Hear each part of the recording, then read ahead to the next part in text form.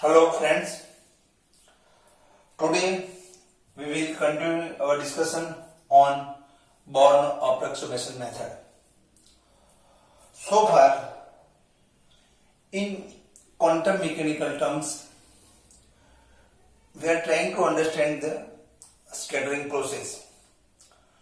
In this scattering process, last time we derived that suppose there is some particle or target over here.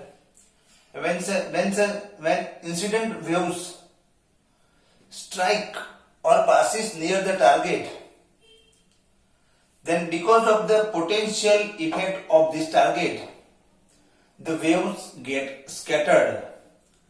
And suppose we want to find at certain point which is very large from the target, suppose at r tends to infinity, and what will be the scattered wave function at point r, and that formula we derived in the last lecture.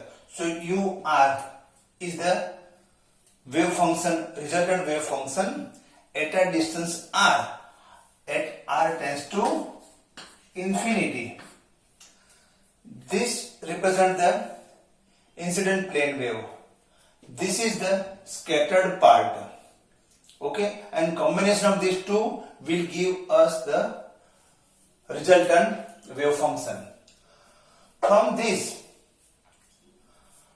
we can get the formula for the scattering amplitude, and that also we derived in the last lecture. This is nothing but this bracket part. Just by comparison, just ur is nothing but incident wave function plus some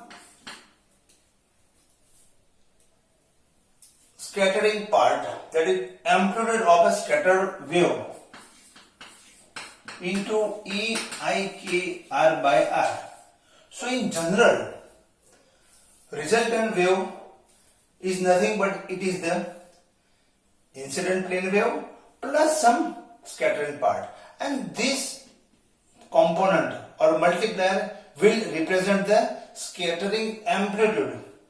Okay, so from this, when you compare this expression with this one, so EIK is that incident part, EIKR by R, and remaining is nothing but minus of something, that is our scattering amplitude. So M theta is nothing but our expression, you can say formal expression for scattering amplitude.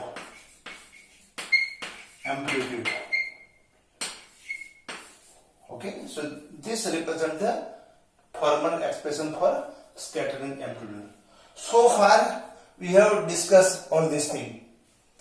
Now today we want to find out the approximation method, and that is called the Born approximation method. Why we should go for approximation method? Because here in any scattering problem we require scattering amplitude, means this formula, this we want. So for any scattering phenomena, scattering amplitude is very important. We want to know what is the scattering amplitude, and that we can get from this formula. Okay, but this formula contains the wave function at a distance r. So this you can get from this formula. But problem is that in finding out the wave function at a distance r, which is very large, at this point, this solution contains the wave function at a point r dash. So actually you are interested in this, but while solving this you need this, which is unknown. We are not sure what is this. Unless we don't find ur dash, you cannot find ur. And if you want to find ur, you need this. So actually the solution itself contains this solution contains itself the wave function ur dash. Okay, so whenever you want to find the solution you require ur dash. So suppose you want to find the wave function ur at this point, then you should know the wave function at this point. But how can I know the wave function ur dash? From that ur dash you require ur dash something like that. But here also there is some unknown. So in such problem, generally we cannot get the formal solution or direct solution, because in solving this again we come across unknown part. So in this case we should go for the approximation method, and one of them is the Born approximation method. What we can do in approximation, we assume or some sort of approximation. Let us say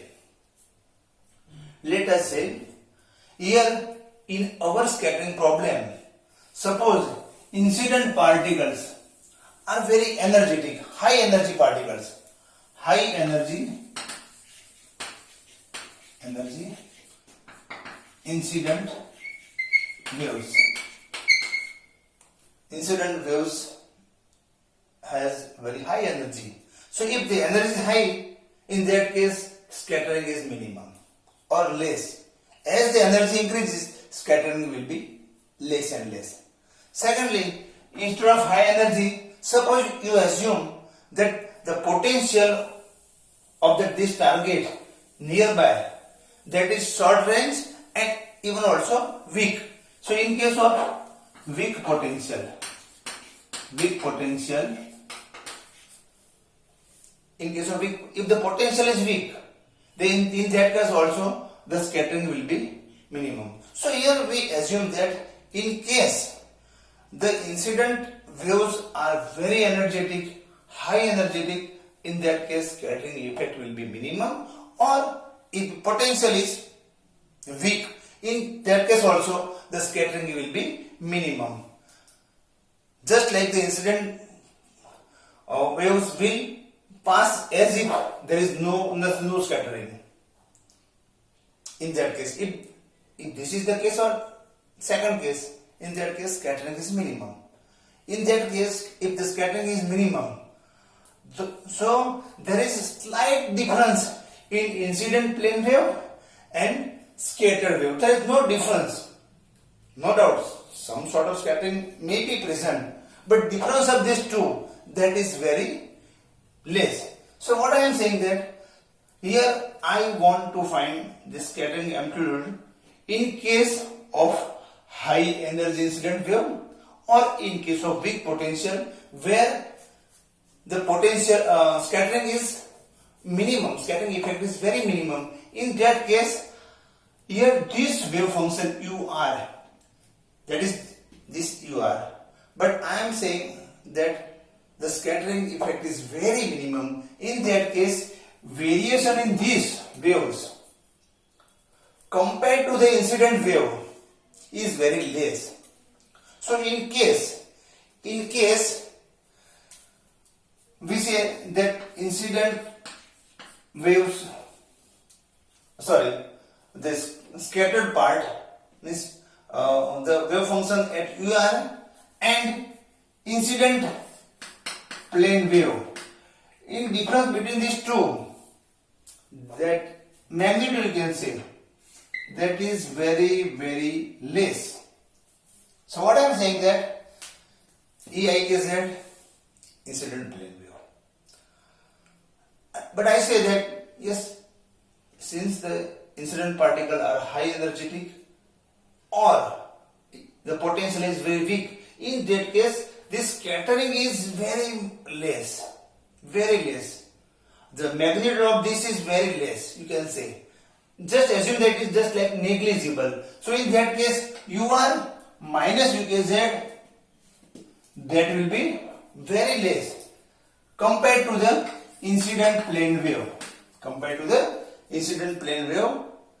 So compared to the incident plane wave, difference in this incident plane wave and reflected or resultant wave function at a point r, difference of this very less, and this is nothing but EIKZ, magnitude that is 1.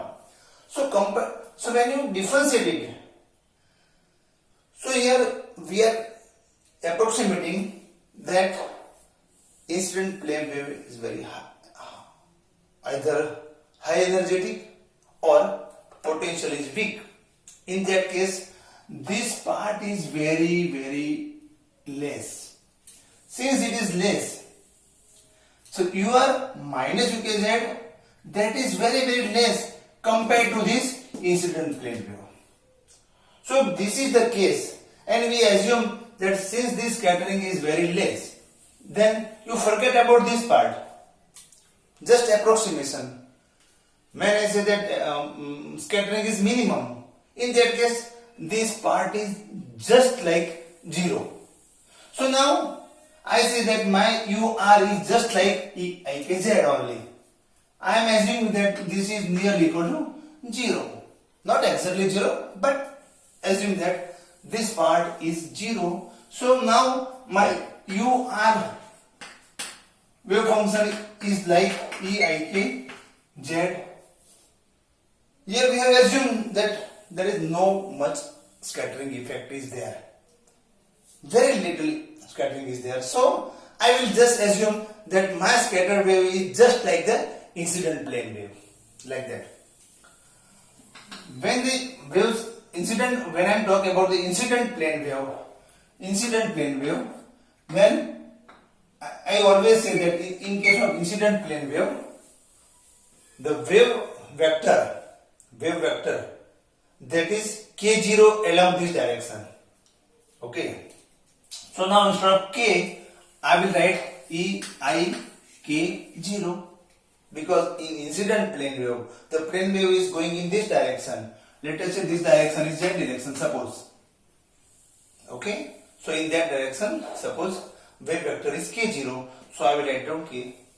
But now after scattering, there may be some sort of scattering. So now instead of z, I should write EIKR.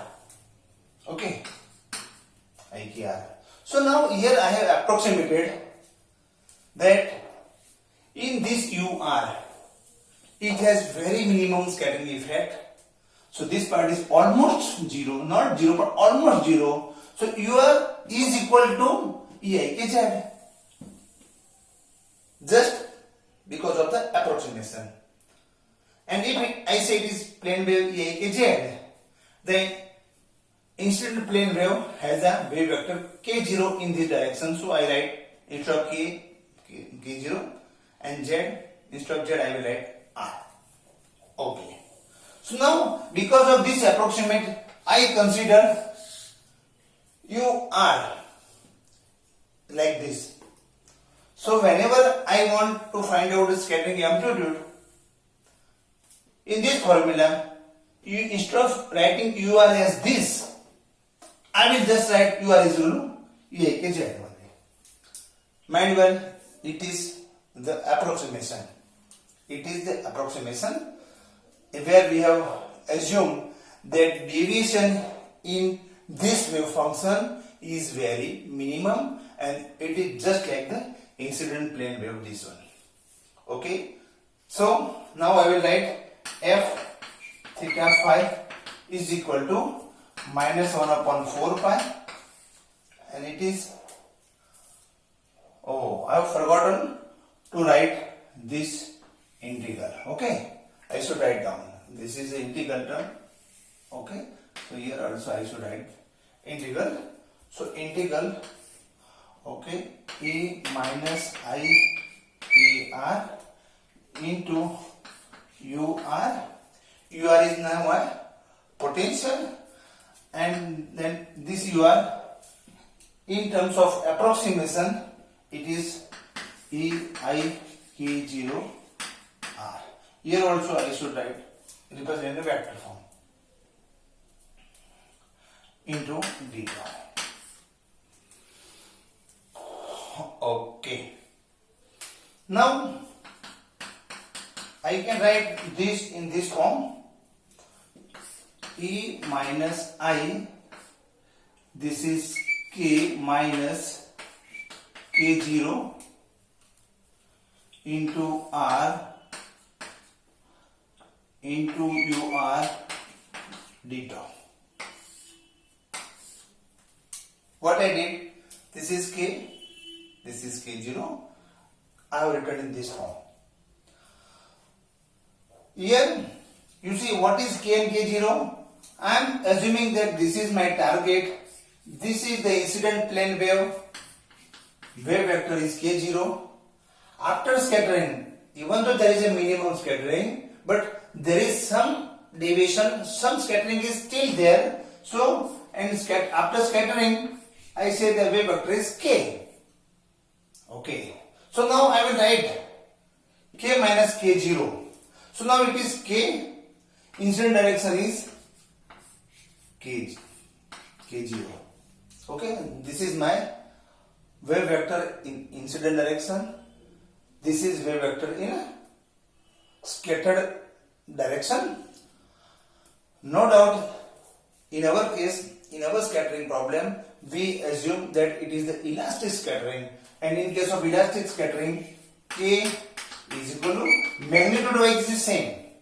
Magnitude wise it is same, but its direction changes. Okay. So here, if I say that this is the change in direction, and if let us say I should have draw even some more big figure like this. Let me draw it here, just to explain you this. This is my K. This is my K0. This is my K. Incident wave vector, scattered wave vector, and there is a change in direction. No change in magnitude, but direction has changed. So this is K. So here this is nothing but K minus K0, and I represent this in terms of capital K. This is small k, K0 and K, and this is capital K. Okay, so now what I say, that H cross, now capital K is equal to H cross, capital K means it is K minus K0. So this is nothing but momentum transfer.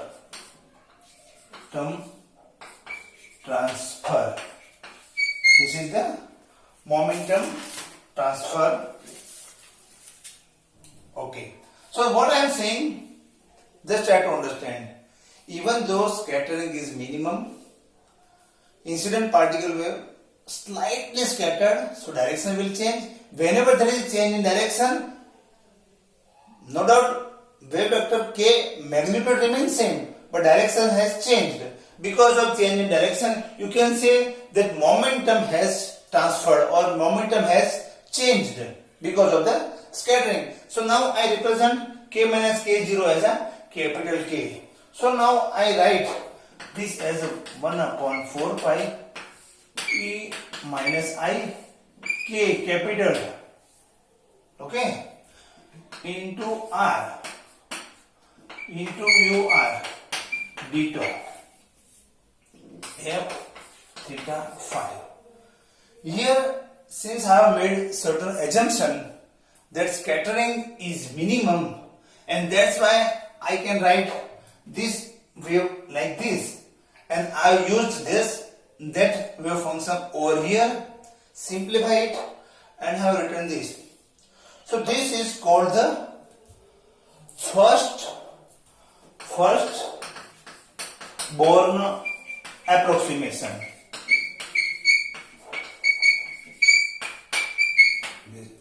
This is known the first Born approximation. That's why I write FB.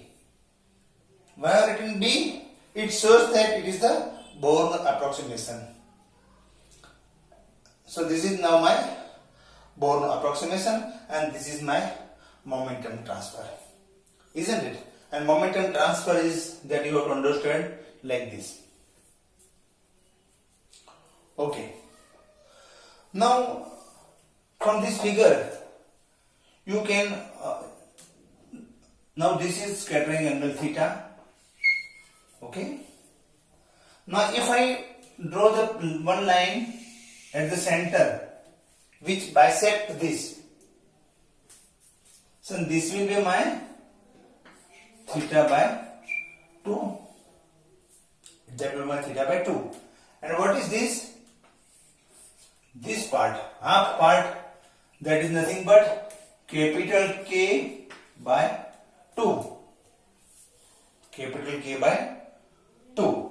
So now, using the sine formula, sine theta by 2 is equal to, sine theta by 2 is equal to, sine theta means opposite, means capital K by 2 divided by this K, small k, and this I can write capital yes, that is equal to capital K divided by 2 small k.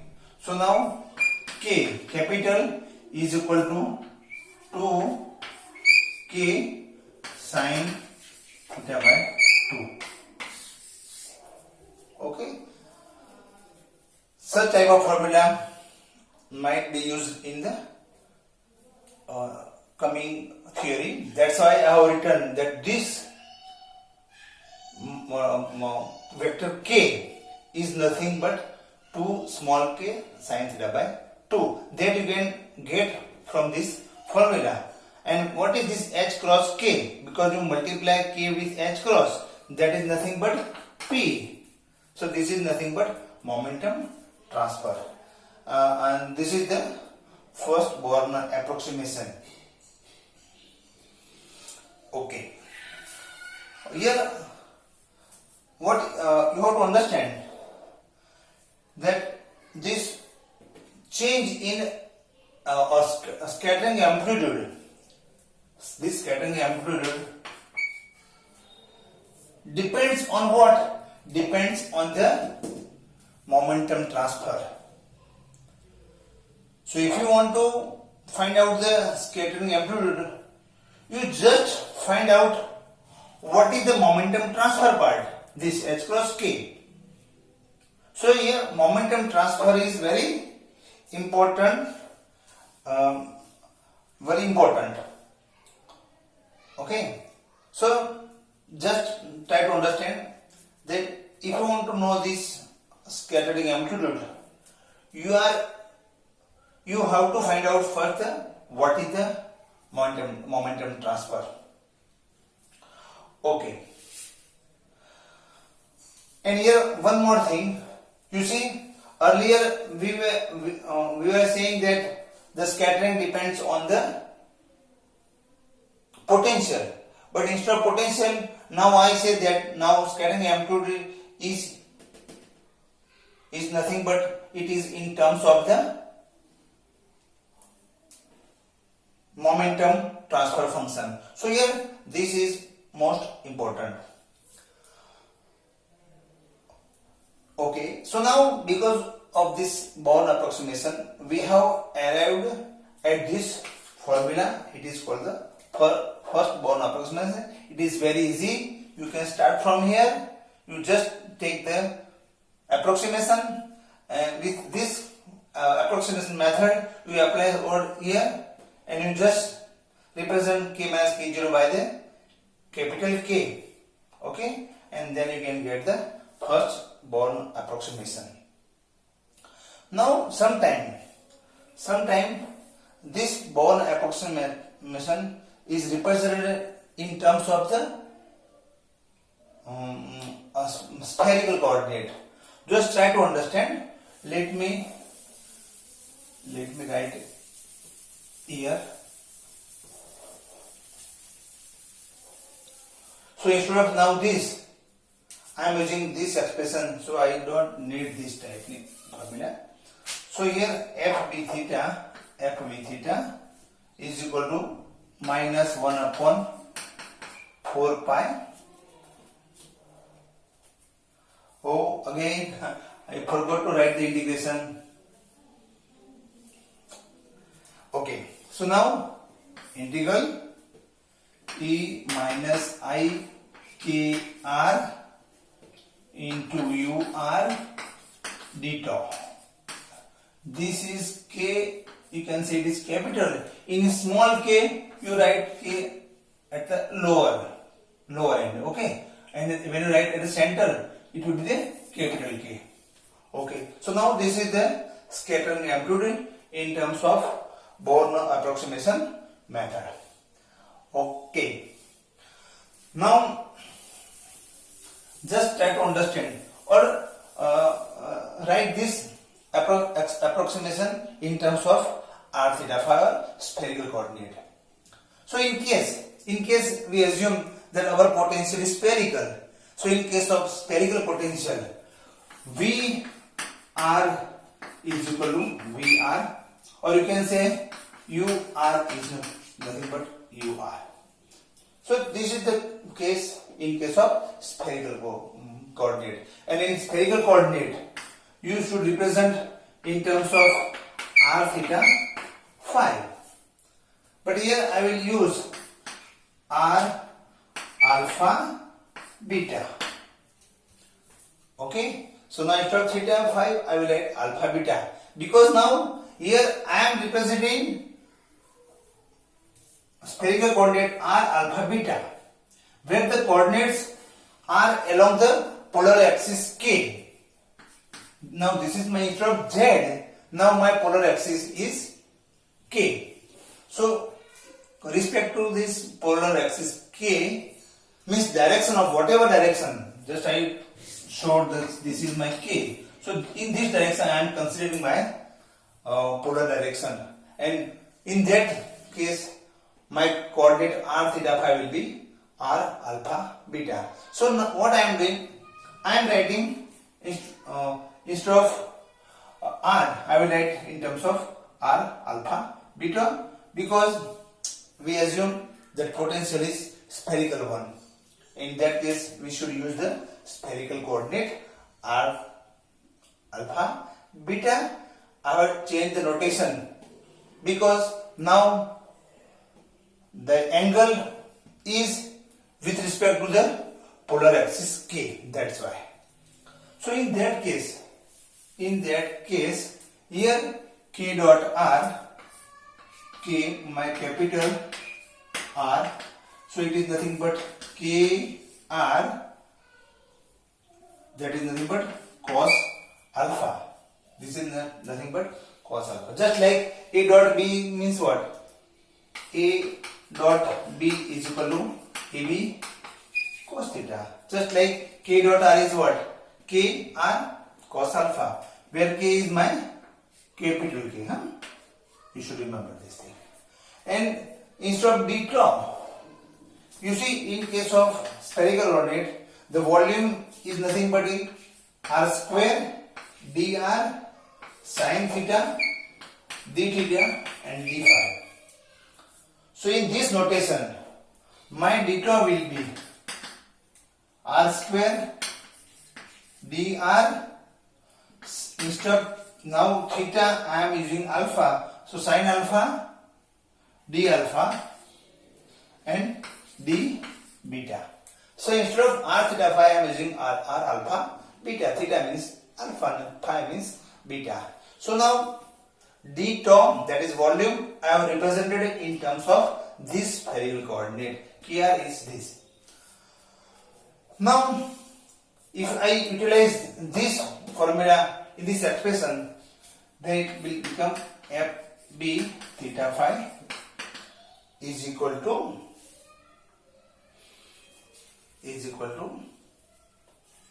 minus 1 upon 4 pi. Okay, now I am writing in terms of r theta phi. So r limit is 0 to infinity. Theta means alpha is limit is 0 to pi, and phi, that is beta, that limit is 0 to 2 pi. Okay, because here theta varies from 0 to pi, so alpha will vary from 0 to pi and phi will change from 0 to 2 pi. So if I represent in terms of spherical coordinate r theta phi integral, and it is e minus I. Kr means what? It is kr cos alpha into ur into d tau. D tau means this. Yes, this. So it is nothing but r square dr sin alpha d alpha and d phi. Isn't it? Now simple mathematics. It's very simple mathematics, and it is nothing but minus 1 upon 4 pi 0 to infinity r.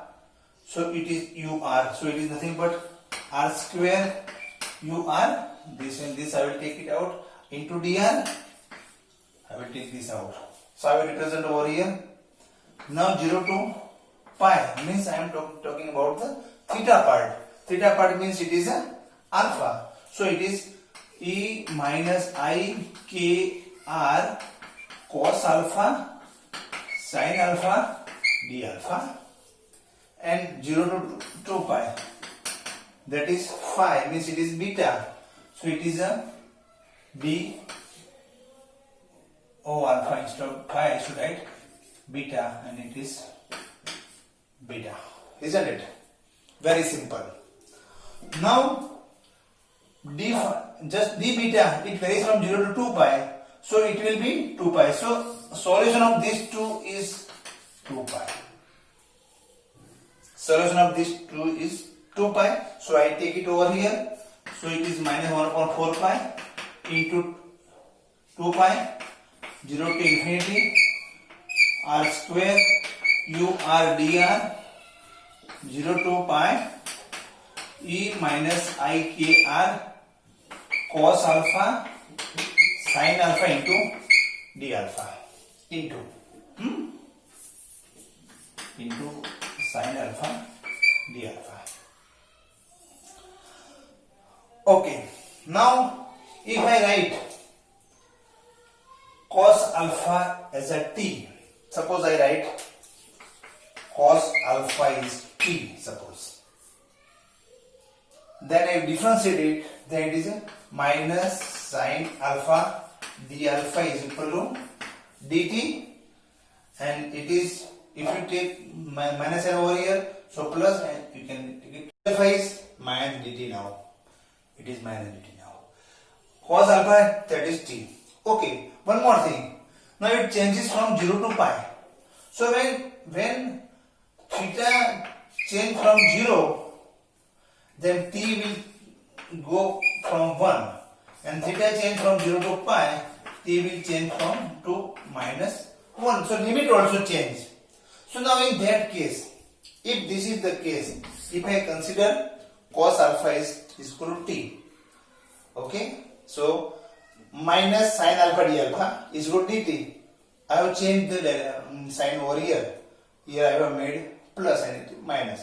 Okay, this is my limit. So now f b theta phi is equal to, now it is simply 1 upon 2, because pi will cancel out 4, so it is 2. So minus 1 upon 2, 0 to infinity r square ur dr, 0 to not 0 to pi now, but it is 1 to minus 1 e raised to minus I krt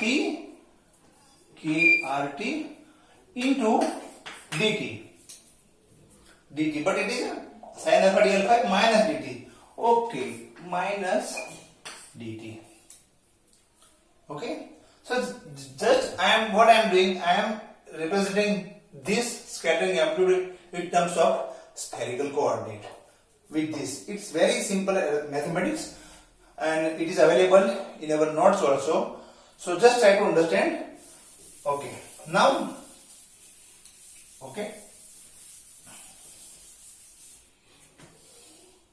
now f b theta phi is equal to 1 upon 2.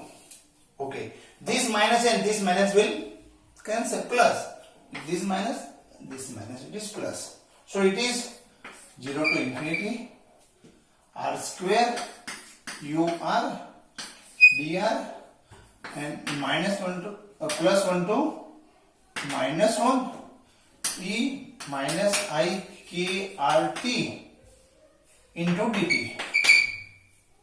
Okay. Now find out the solution of this separately. Separately I will solve first. So when you solve this integral of e minus I k r t dt, so it will become simply, what is the solution of this? Integral of this term. Just like e raised to minus x. Okay?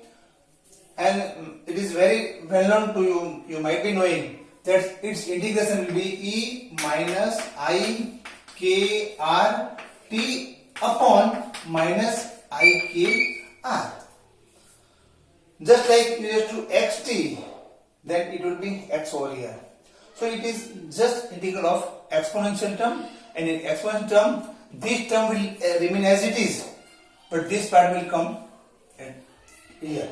So now here limit is minus plus 1 to minus 1. So here what I have done, I have just indicated this function. Integration of this is nothing but e raised to minus I k r t upon minus I k r with the limit minus 1 plus 1. When I solve it, it is nothing but it is e minus sign first, so minus t minus plus, so it is e I k r, okay, and minus e raised to plus 1, so it is I k r plus, sorry, minus, because it is plus, since it is minus 1 over here, upon minus I k r. Remember, this k is the capital K. It is a capital K.